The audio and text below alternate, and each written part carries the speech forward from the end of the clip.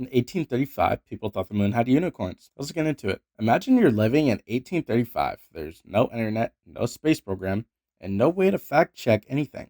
Then one morning, you open your newspaper and see this headline: Great astronomical discoveries, life on the moon. And not just any life. We're talking trees, rivers, bat-winged humans, and unicorns. Moon, unicorns, real. And the wildest part, people believed it. In August of 1835, the New York Sun published a series of articles claiming that a famous British astronomer, Sir John Herschel, had made an incredible discovery. According to the reports, Herschel had built an enormous high-powered telescope in South Africa, and what he saw on the moon was like something out of a fantasy novel. There were lush forests, lakes, pyramids, and strange animals.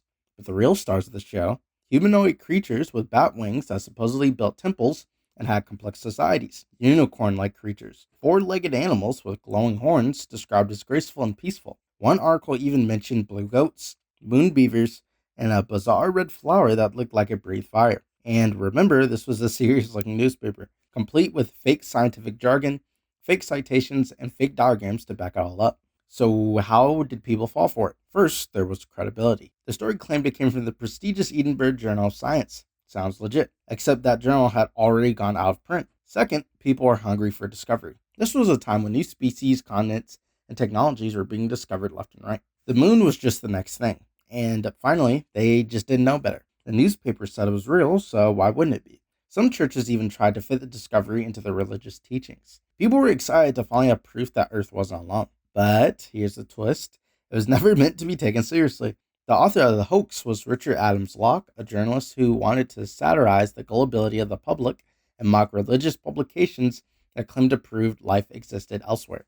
Basically, Locke thought, if I write something so ridiculous, so obviously fake, people will realize how absurd it is to believe things without evidence. But, spoiler alert, as we know, they did not realize it. The hoax that actually made the New York Sun the most popular newspaper in the country. Sales skyrocketed. And Locke, he didn't admit the hoax publicly for weeks, and even then, many people still refused to believe it was fake. Eventually, scientists began to debunk the story, but by then, the damage was done. The moon unicorns, bat people, and imaginary temples had already captured the world's imagination, and in a way, that was kind of the point.